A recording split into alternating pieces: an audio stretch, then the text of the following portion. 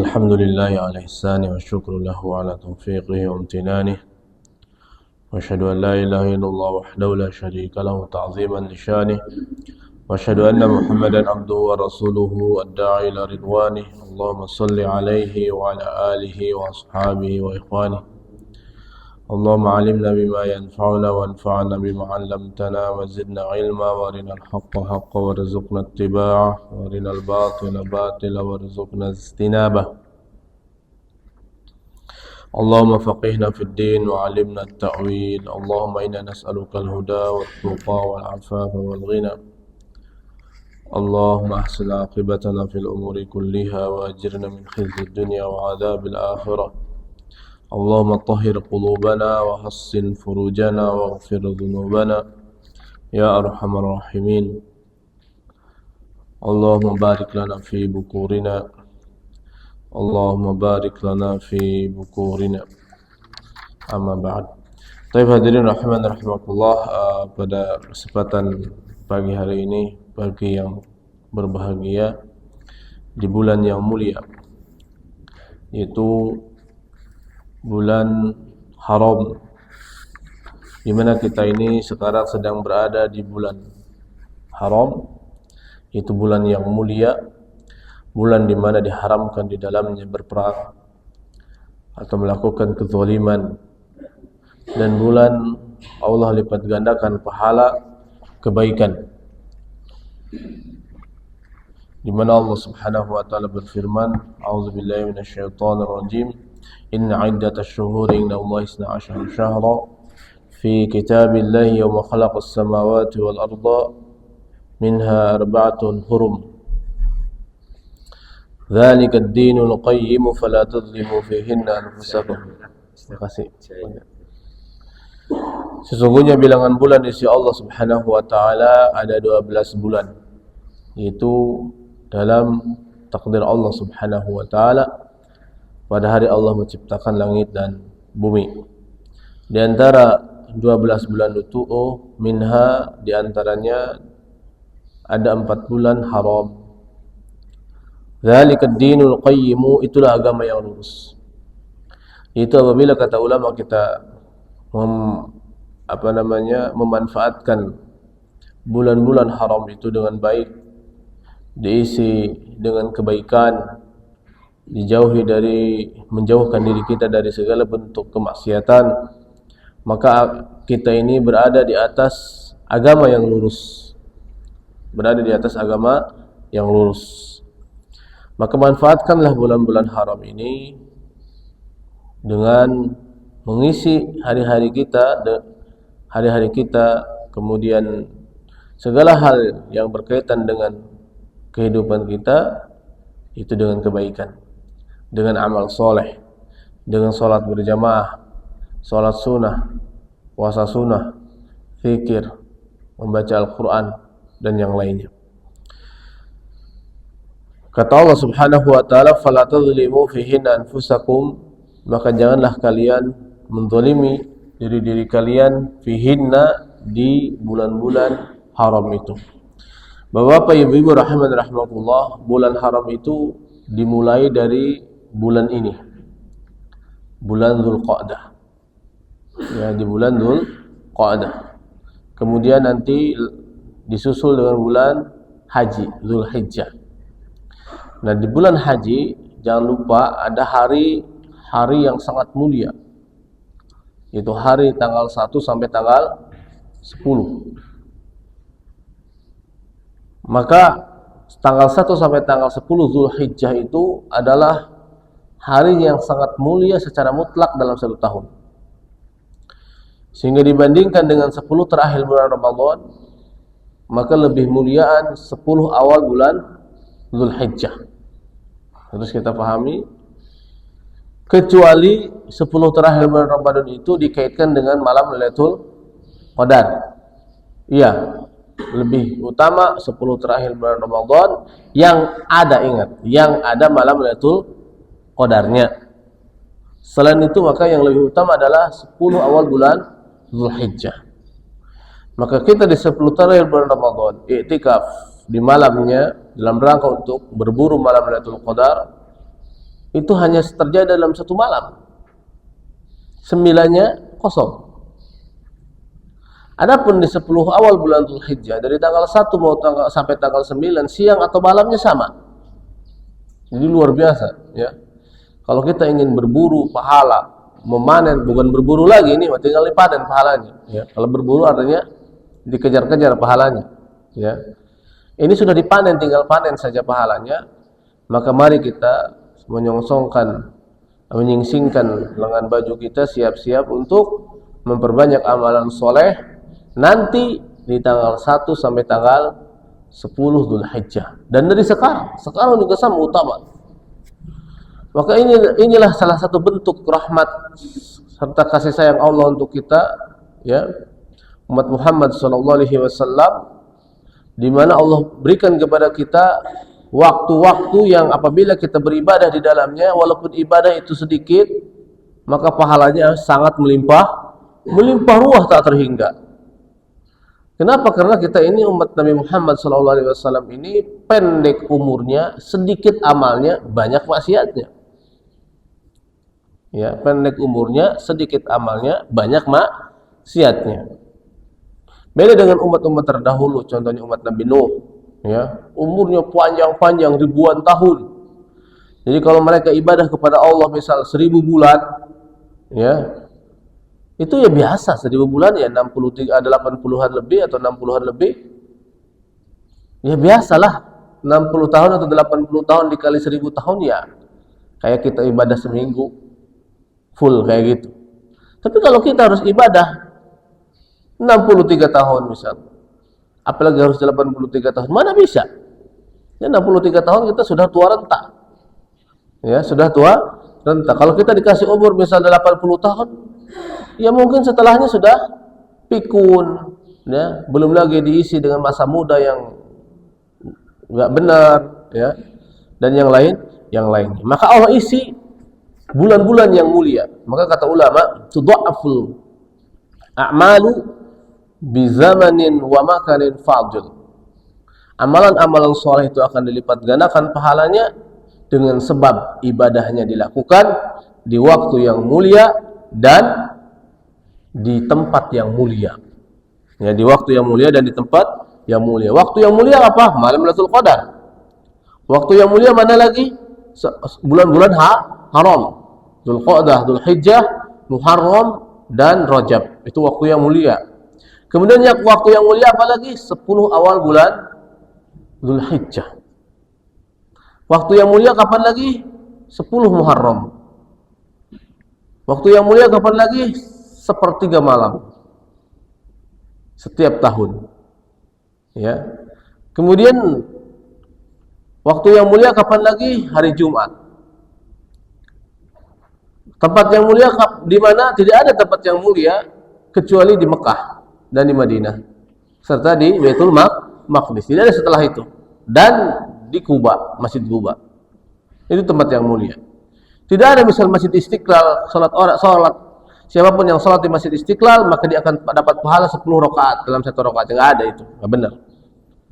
Dimanapun, kalau ada yang meyakini seperti itu maka dia telah melenceng dari kebenaran. Yang mulia yang disebutkan mulia itu adalah Masjidil Haram, Mekah, Madinah, yaitu Madinah di Masjid Nabawi dan Kuba, Mekah Masjidil Haram, Arafah. Nah, itu ya tempat yang mulia. Mina. Kemudian apalagi hadirin itu Masjid Baitul Maqdis. Maka kita tidak bisa ke Baitul Maqdis, kita juga tidak bisa ke Mekah.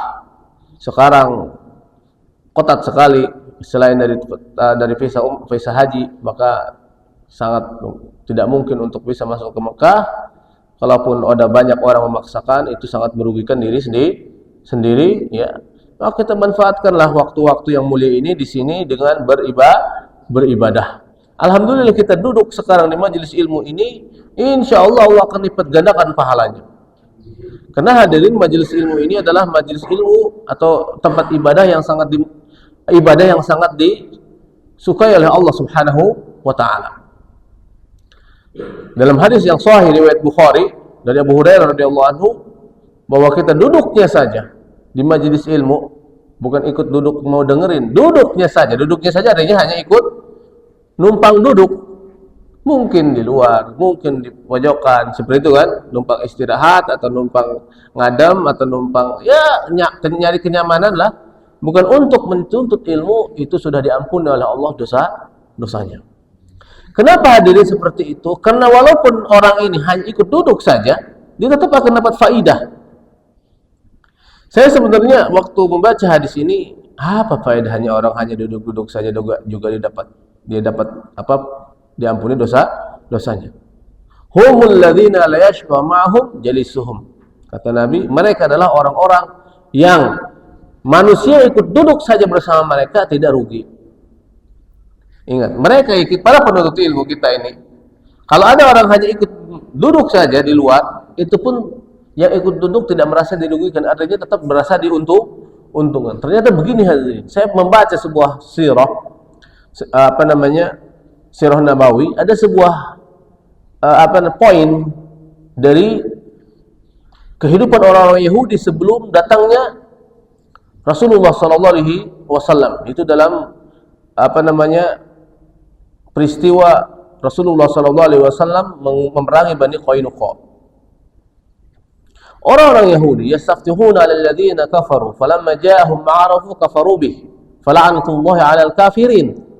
Orang Yahudi biasanya sebelum Nabi lahir, jauh sebelum Nabi lahir dan setelah jauh sebelum Nabi lahir, mereka selalu bergaya di hadapan orang-orang musyrik, baik itu di Mekah atau di Madinah.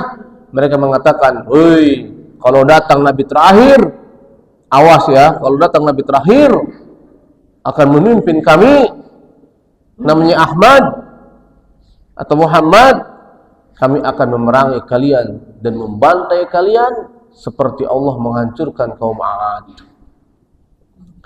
Ada sebuah kisah lagi, ada berkaitan dengan salah seorang sahabat, Salamah bin Salamah al-Ansari. Salamah bin Salamah al-Ansari radhiyallahu anhu. Beliau masih kecil katanya.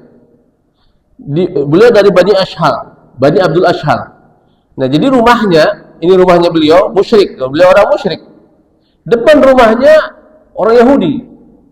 Jadi komplek kalau kita mendepan-depanan, ya, depannya rumah beliau adalah orang-orang Yahudi. Kalau kita ustadznya Yahudi, itu di depan rumahnya Yahudi biasa dipakai untuk kajian mingguan, kajian ya terserah lah, pokoknya kajian ya, setiap minggu kajian, sering kajian, mungkin tiap hari, tiap sore kali kajian.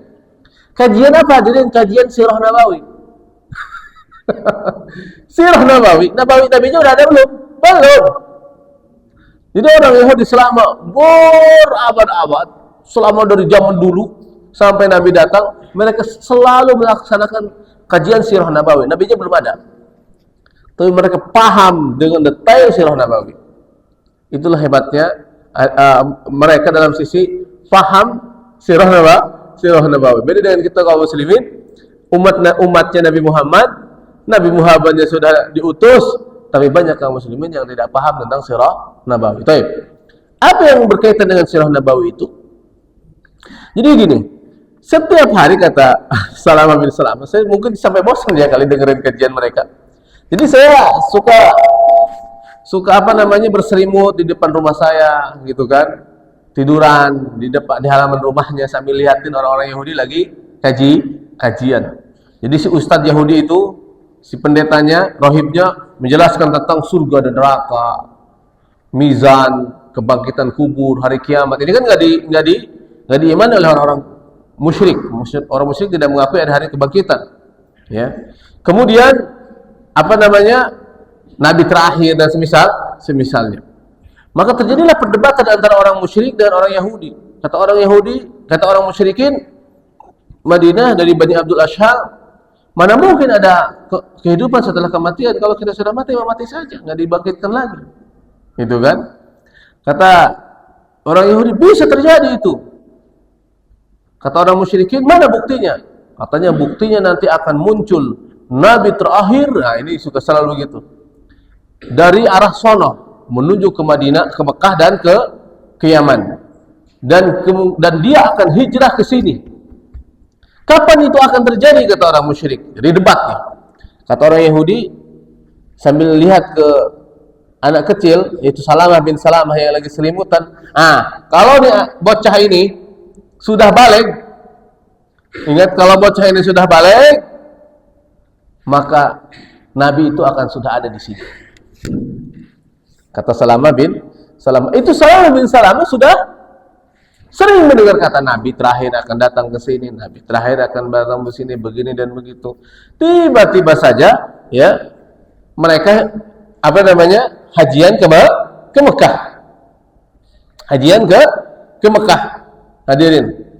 Pas di Mekah, mereka didatangi oleh orang, ya, yang mengajak mereka untuk masuk Islam, yang mengaku dirinya seorang nabi, namanya Muhammad. Apakah kalian sekutunya orang Yahudi? Iya, kata orang Madinah. Bolehlah aku duduk? Kata orang Madinah, boleh, silahkan. Namaku Muhammad bin Abdullah bin Abdul Muttalib. Aku adalah Rasul terakhir.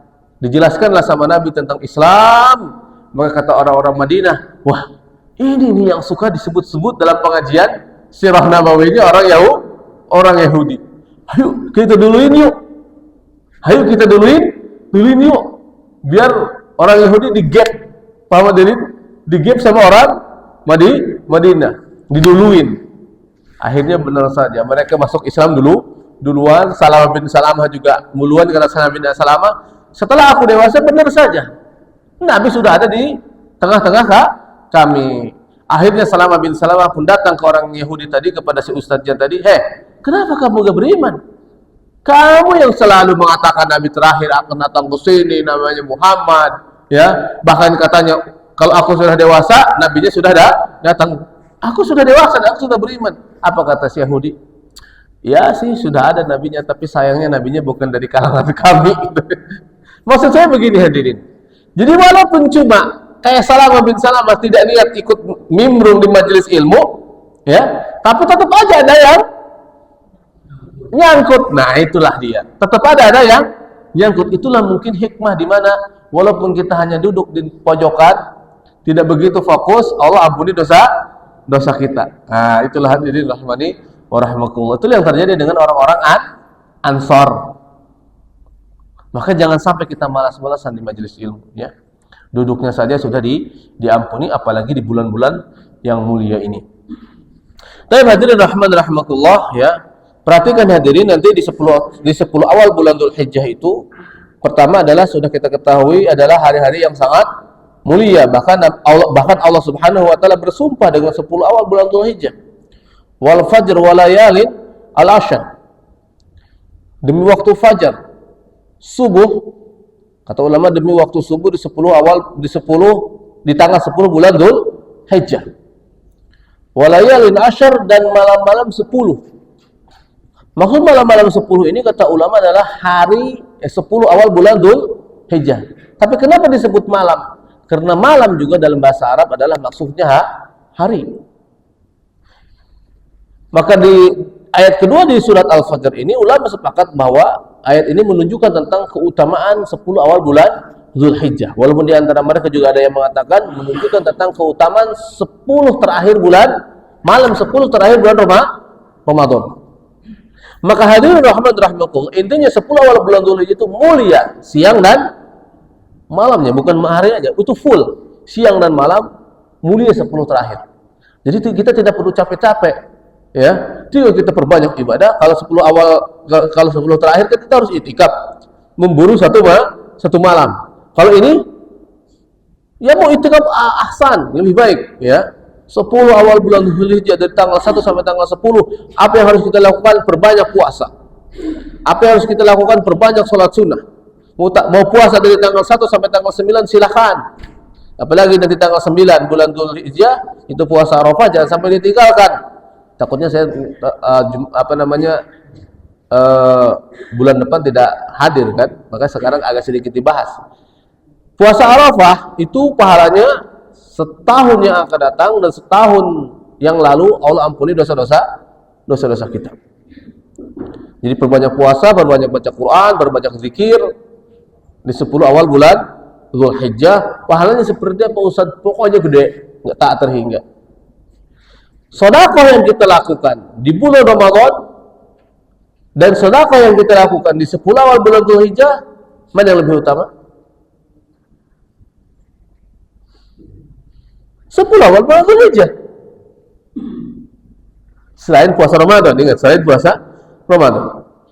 Jadi kebaikan apapun yang kita lakukan di 10 awal bulan Zulhijjah itu lebih baik dari kebaikan yang kita lakukan di hari apapun dalam 360 hari atau 350 hari.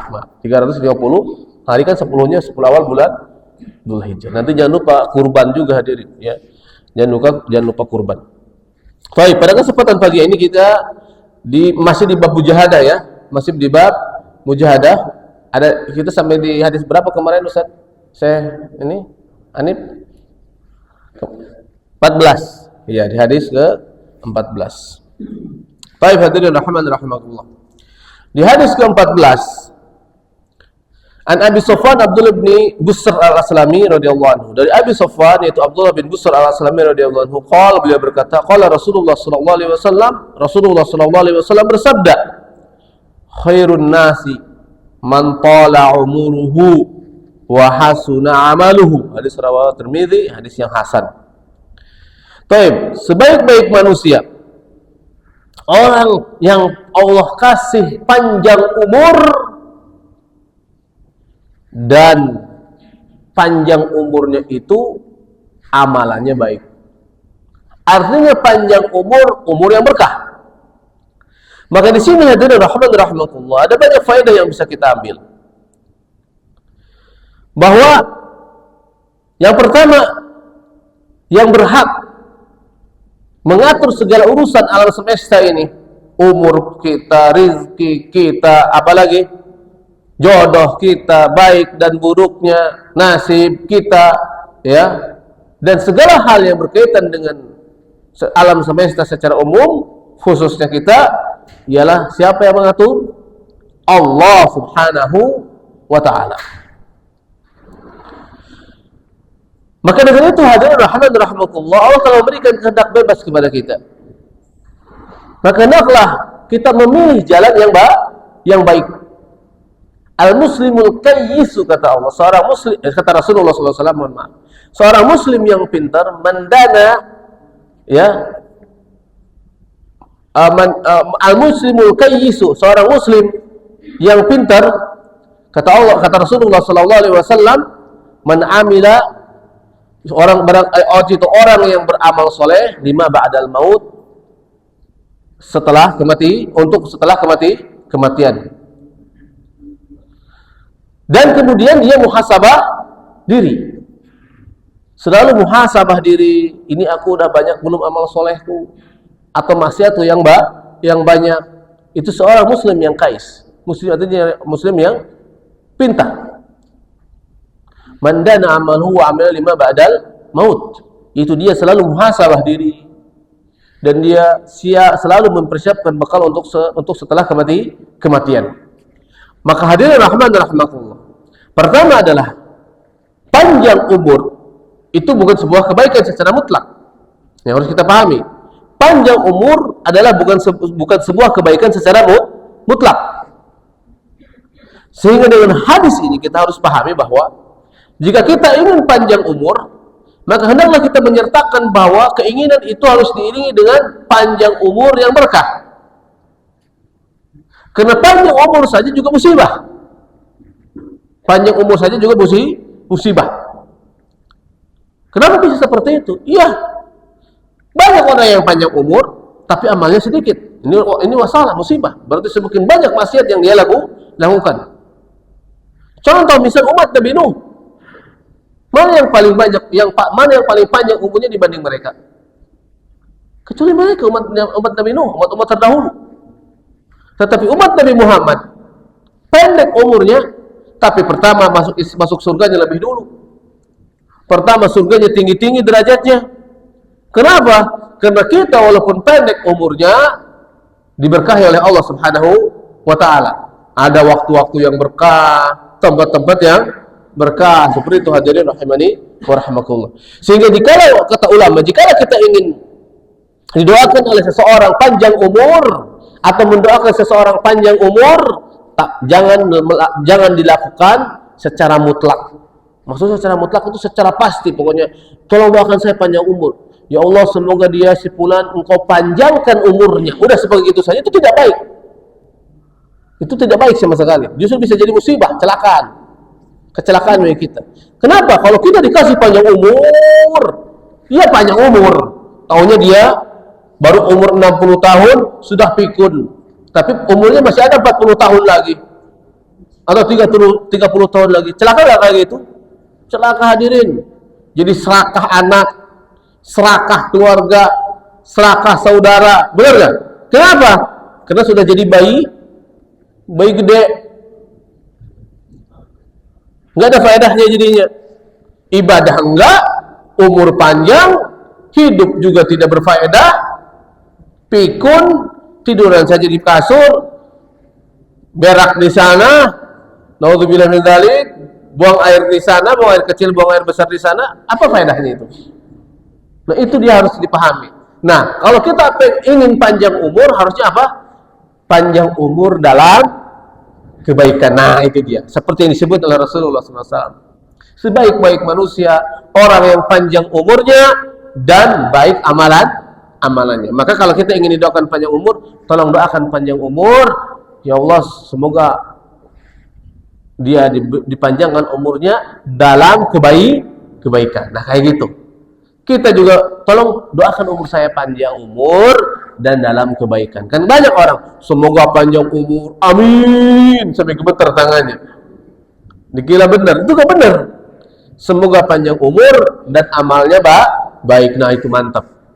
Ya, itu namanya baik seperti itu. Karena hadirin rahmatullah, ada seorang sahabat. Dua orang sahabat ini adalah temannya Ubadah bin Samit radhiyallahu anhum. Satu orang meninggal dunia dalam peperangan, syahid di jalan Allah Subhanahu wa taala. Satu orang lagi Allah kasih panjang umur setahun. Setahun. Dalam waktu setahun ini, yang pertama dia syahid. Tapi dia tidak pernah puasa Ramadan karena langsung syahid, masuk Islam langsung syahid. Yang satu panjang umur, dari panjang umur ini dia sholatnya biasa. Sebenarnya yang pertama itu sangat rajin sekali ibadahnya. Yang kedua, ya tidak terlalu rajin, biasa saja. Tapi Allah kasih setahun lagi. Dia ibadah yang lain, dia juga ikut jihad, dia juga ikut puasa Ramadan, ya. Kemudian dia sakit. Dan meninggal dunia di atas ranjangnya, bukan syahid, meninggal dunia di atas ranjangnya. Maka akhirnya Ubadah bin Samit setelah dua orang tadi meninggal dunia temannya, dia mimpi. Dia bermimpi. Mereka bertiga di hadapan surga. Di hadapan surganya Allah Subhanahu wa taala, maka akhirnya dipersilahkanlah ya yang dua orang untuk masuk surga.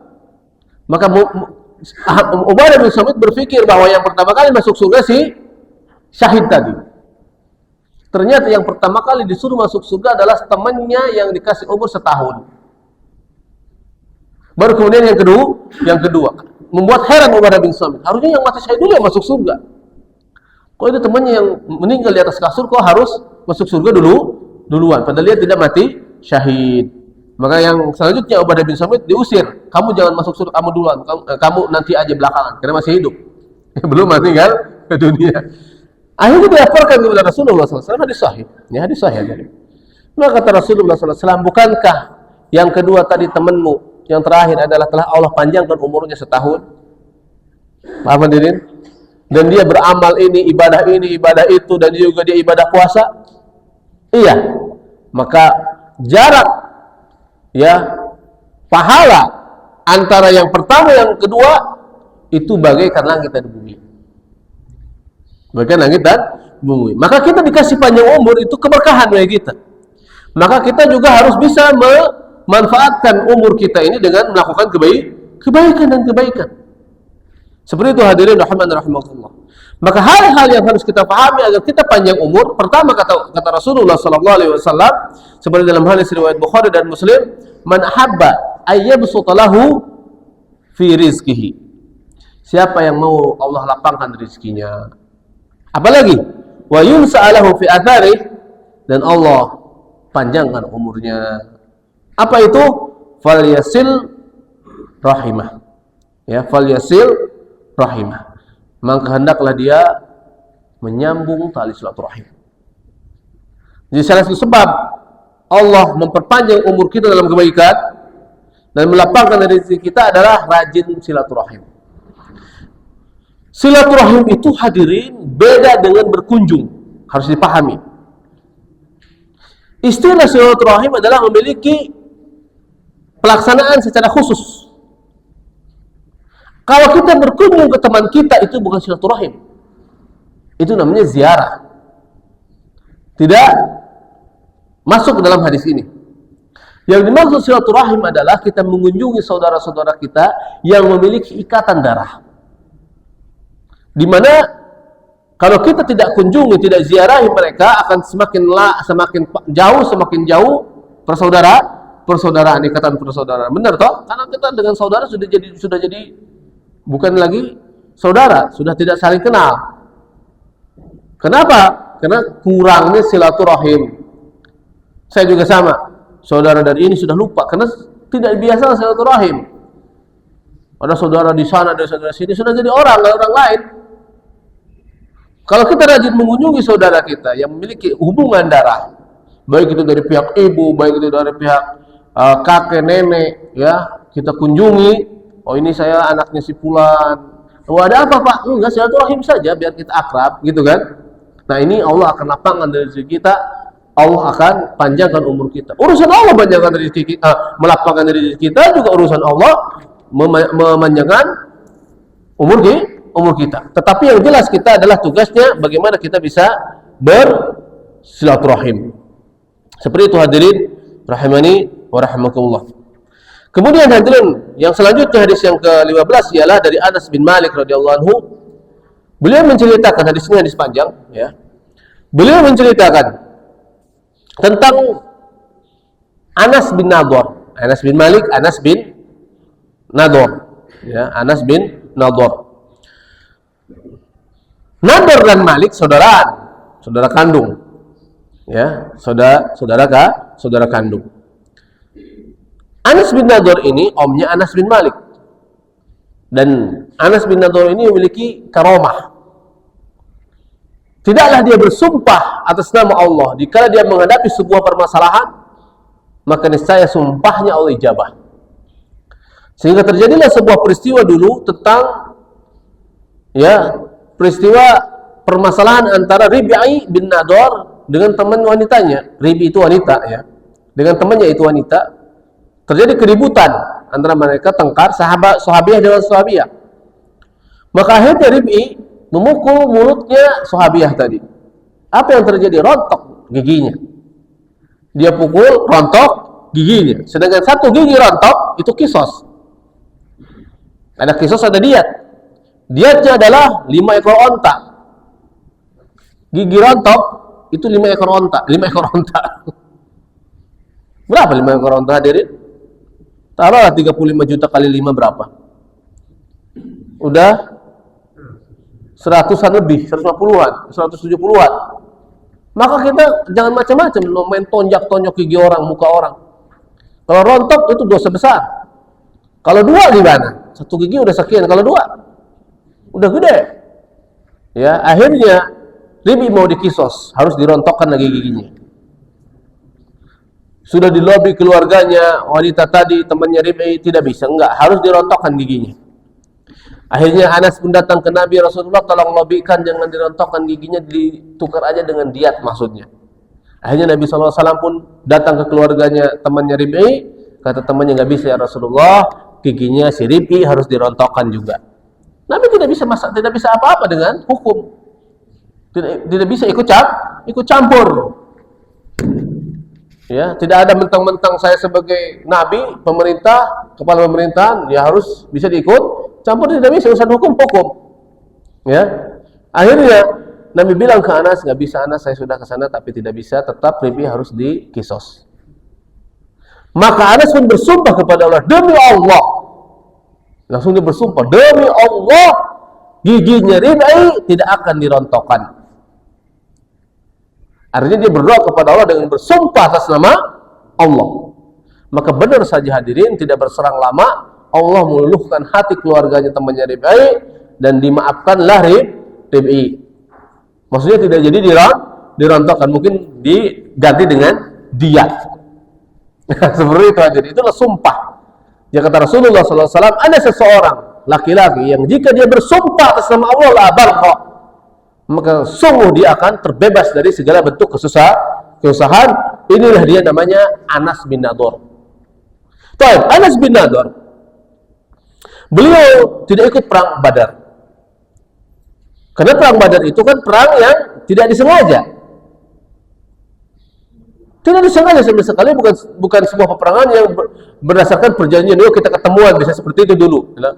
Karena Allah Subhanahu wa taala berfirman, "Walau tawa'adtum lakhtalaftum."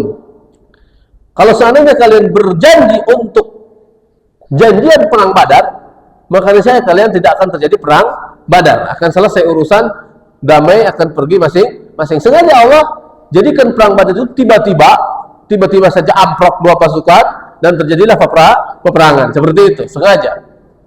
Akhirnya banyak kaum muslimin Ansor yang dugal artinya, aduh gagal, aku gak ikut perang Badar, kelewat pahala yang besar sekali. Akhirnya beliau mengatakan, kalau seandainya ada lagi peperangan, maka niscaya aku akan ikut dan tidak akan absen. Maka terjadilah perang Uhud, hadirin rahimahullah. Maka setelah perang Uhud terjadi dan di babak pertama kaum muslimin menang, sedangkan di babak kedua kaum muslimin kalah, maka beliau pun, Anas bin Nadhr berkata kepada Sa'ad bin Mu'adz, "Ya Sa'adu, al-jannatu wa rabbin nadhr." Ya, wahai Sa'ad, sungguh surga demi Tuhannya Nadhr. Berarti demi Allah Subhanahu wa taala. Jadi Anas ini sudah melihat apa? Surga. Saking yakinnya dia kepada Allah Subhanahu wa taala. Maka imannya Anas ini sudah mencapai derajat yakin. Apa sih iman yang mencapai derajat yakin? Kata ulama, yaitu sebuah keimanan yang sangat kuat, yang tertancap dalam diri seorang muslim, sehingga apapun yang Allah kabarkan dan Rasulullah SAW kabarkan tentang janji dan ancaman, janji surga, ancaman neraka, ya, itu seakan-akan sudah terlihat oleh matanya, di depan matanya. Kenapa? Saking kuatnya keimanan dia, sehingga dia semakin kuat imannya, semakin kuat ibadah. Itu namanya yakin. Bukan orang yang mengatakan iman saya sudah mencapai derajat yakin, ibadahnya malah hilang, tidak sholat, tidak zakat, tidak puasa. Kenapa? Saya sudah yakin sama Allah, derajat saya sudah yakin, sudah hakikat. Itu orang sesat itu. Ya, kalau udah mencapai derajat yakin, justru ente sholatnya semakin kuat, tahajudnya semakin lama. Mungkin dari jam 12 sudah tahajud sampai subuh, puasanya sudah puasa Daud. Itu namanya udah sampai derajat yakin. Bukan sampai derajat yakin malah tidak sholat sama sekali. Itu namanya derajatnya iblis. Ya, yakinnya ke iblis itu. Ada kayak gitu banyak. Itu banyak di YouTube tuh, coba tuh. Ya. Karena mereka mengatakan wa'bud rabbaka hatta ya'tiyakal yaqin. Ya. Sembahlah oleh engkau Tuhan engkau sehingga sampai ke keyakinan. Artinya kata mereka, kalau sudah yakin sama Allah tidak perlu sholat lagi. Banyak hadirin, banyak orang seperti itu di Sumatera, ya, di mana-mana banyak yang berkeyakinan seperti itu. Maka akhirnya kata Anas bin Nadhr, "Inni ajidu rihaha min duni Uhud." Aku mencium baunya surga, harumnya surga dari belakang gunung Uhud. Akhirnya beliau pun mendapat kabar bahwa Rasulullah SAW telah tewas pada perang Uhud. Maka dia mengatakan, apalah hidup kita setelah tidak adanya Rasulullah SAW? Apalah gunanya hidup ini? Akhirnya Anas bin Nadar pun menyerbu pasukan Quraisy sendirian dan dia bertempur habis-habisan bagaikan singa yang luka. Dan disebutkan hadirin, ya, setelah beres perang Uhud, kaum muslimin pun mencari jasad-jasad para sahabat yang berjumlah 73 orang lebih, ya. Ada yang acak-acakan, jasadnya dimutilasi oleh orang-orang Quraisy, dan di antara jasad yang dimutilasi adalah jasadnya Anas bin Nadar. Sampai-sampai Rasulullah SAW dan para sahabat pun tidak tahu ini siapa ya, orang Islam atau bukan ya. Ini siapa sih jasad ini? Tidak ada yang tahu. Hatta Anas bin Malik pun tidak tahu omnya. Ini omnya atau bukan. Saking udah mukanya habis, dari mukanya sampai kakinya sudah habis dengan luka yang ada dalam tubuhnya. Disebutkan bahwa luka yang ada dalam tubuhnya sekitar 80 lebih luka. Dan semuanya ada di depan, tidak ada yang di belakang. Artinya dia tidak pernah melarikan diri. Terus menghadap ke depan, maju ke depan. Nah, akhirnya datang Ribai, adik perempuannya tadi, dan dia cek jenazah tadi. Oh, dia bilang ini kakakku Anas. Kenapa? Karena di jari kelingkingnya ini ada bekas lukanya dulu waktu kecil. Baru ketahuanlah dialah Anas bin Nadar.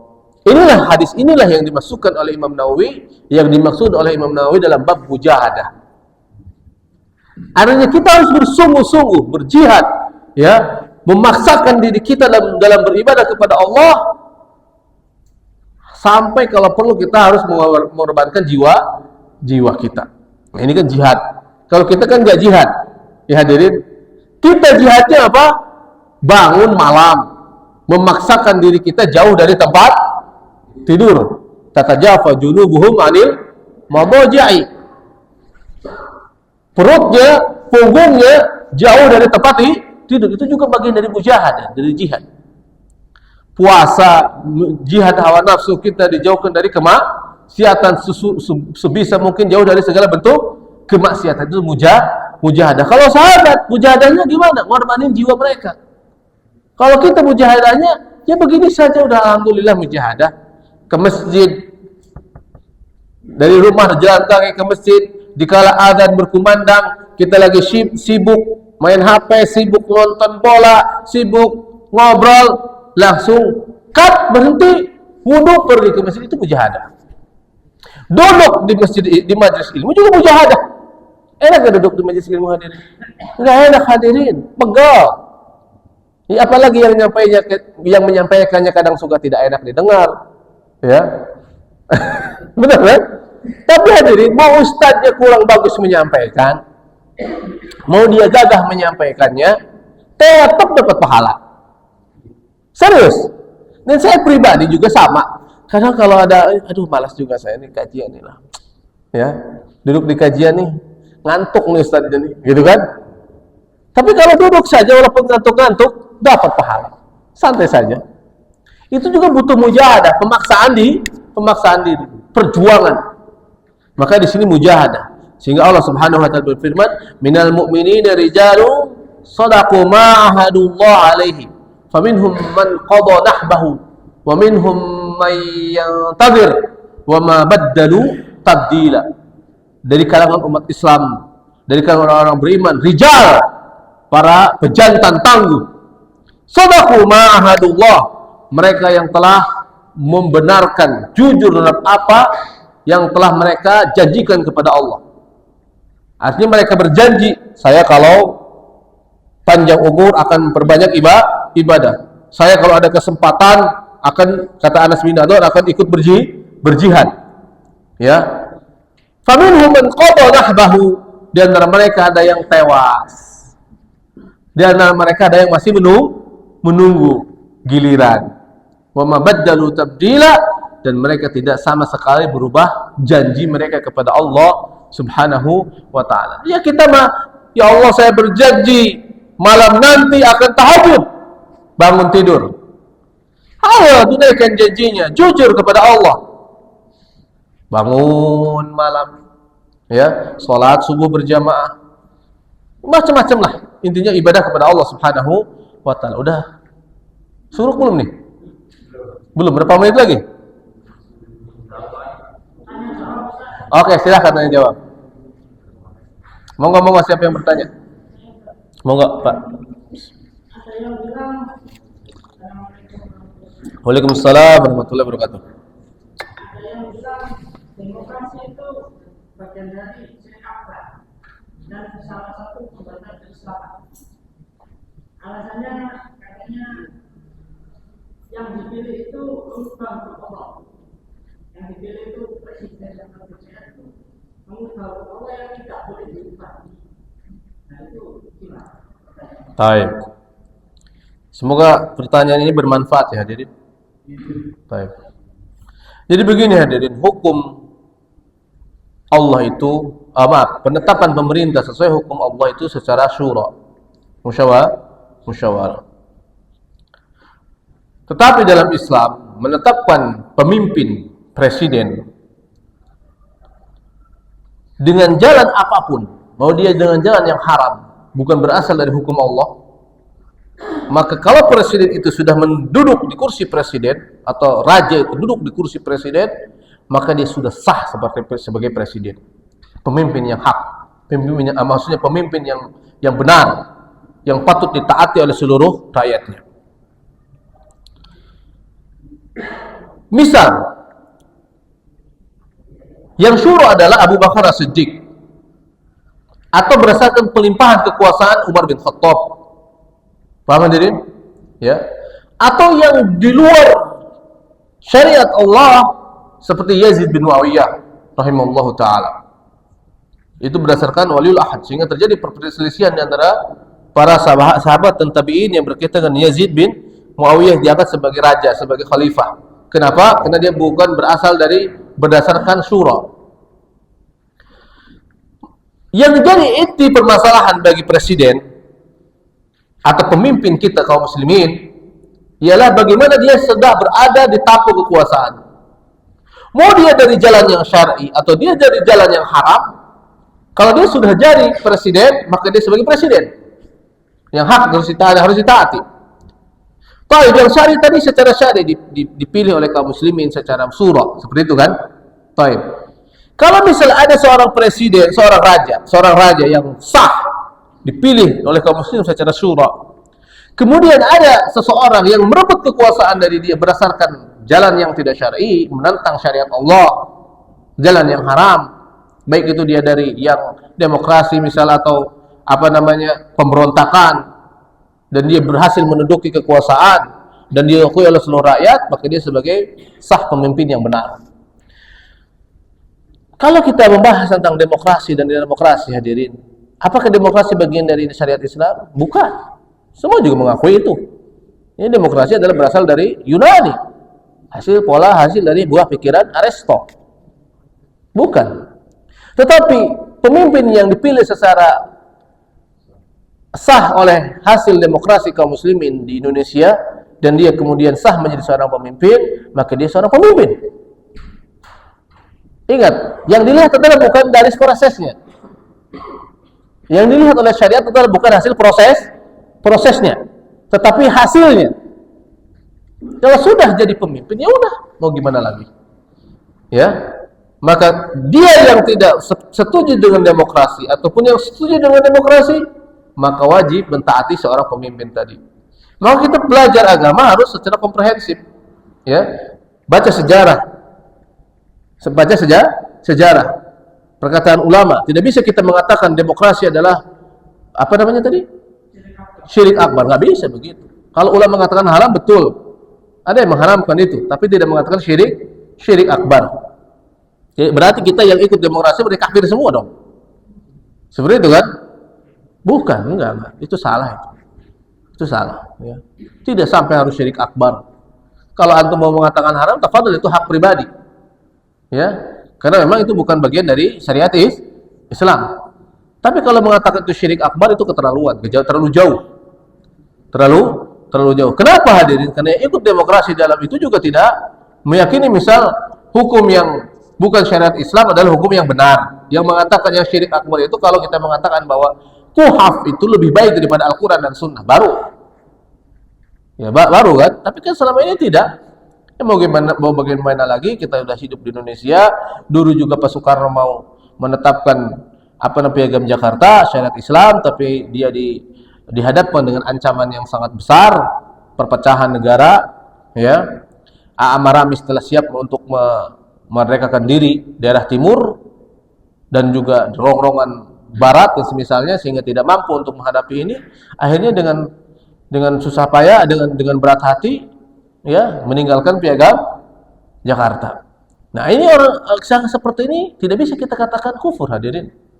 Ya, tidak bisa dikatakan kufur. Karena semua umat Islam juga meyakini bahwa yang terbaik adalah dari Al-Quran dan Sunnah. Cuma secara nafsu kita tidak sanggup melaksanakannya, lebih tunduk kepada nafsu, itu tidak kufur. Dibahas dalam tauhid seperti itu. Paham ya? Jadi tolong harus dipahami masalah ini, hadirin, tentang masalah pemimpin itu.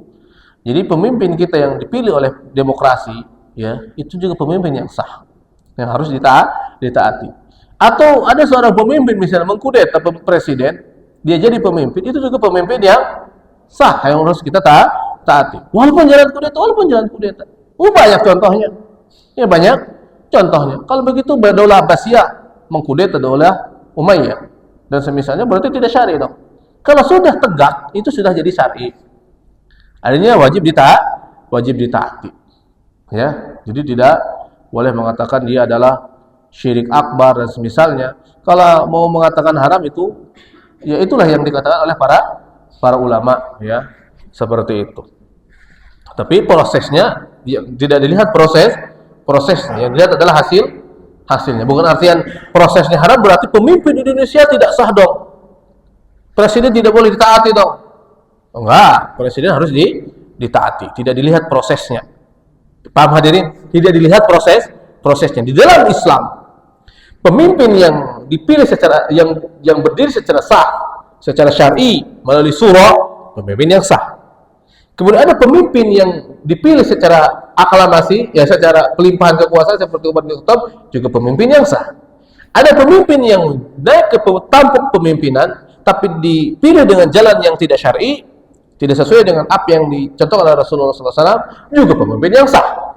Contohnya banyak, Yazid bin Muawiyah. Ada juga pemimpin yang dipilih secara yang naik ke tampuk kekuasaan berdasarkan kudeta, juga pemimpin yang sah. Banyak khalifah kaum muslimin yang dikudeta, dibunuh, ya, dibantai keluarganya. Akhirnya Imam Syafi'i, imam yang lain juga tetap tunduk ke mereka. Contohnya siapa? Banyak dari Daulah Umayyah, banyak dari Daulah Abbasiyah. Contohnya siapa? Dari Daulah Umayyah siapa? Dari Daulah Abbasiyah siapa? Ma'mun. Mengkudeta Amin. Apakah proses mereka syar'i? Enggak syar'i. Dari awal juga enggak syar'i. Serius. Enggak ada isinya putra mahkota dalam Islam, itu tidak ada. Tidak ada sama sekali. Ya, sama aja dengan demokrasi kayak gitu. Ya. Tidak ada. Putra mahkota juga berasal dari orang kafir sana. Paham hadirin? Ya. Pak, sudah melalui putra mahkota, sudah kudeta. Ma'mun berperang dengan Amin, 4 tahun perang, ratusan ribu tewas. Akhirnya dia berhasil membunuh Amin, disembelihlah Amin, dipenggallah kepalanya, padahal ada kakak. Ya, ada kakak berubah, jadi masuklah Amin ke tampuk kekuasaan, jadi khalifah. Apakah Imam Syafi'i yang hadir pada saat itu? Imam Ahmad yang hadir pada saat itu? Utsah bin Rahuyah, ya, dan imam besar yang lainnya memberontak kepada Amin, kepada Ma'mun, karena dia adalah tidak sah, tidak syar'i, tidak sesuai manhaj nubuwah. Enggak. Udah jalan aja, santai aja, udah gak perlu dipikirin. Gak perlu sibuk kita mikirin masalah itu. Ya, kita sibuk belajar ilmu agama. Nah, itulah hadirin, ya, itulah sejarah. Tolong dipahami tentang sirah Islam, fikih dalam Islam. Baik, wallahu a'lam bishawab. Ada lagi silakan. Waalaikumsalam warahmatullahi wabarakatuh.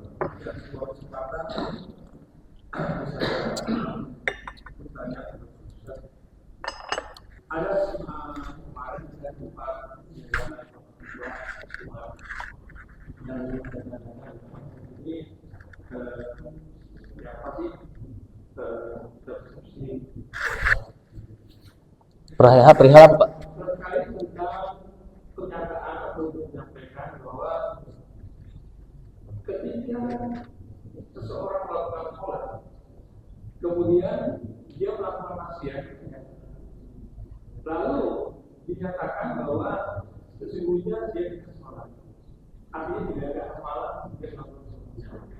Yang jadi pertanyaan saya, apakah seperti itu? Seseorang melakukan sholat, dia akhirnya setelah itu Maksiat. berjudi banyak apa yang dimaksud dengan maksiat. Bagaimana? Ya.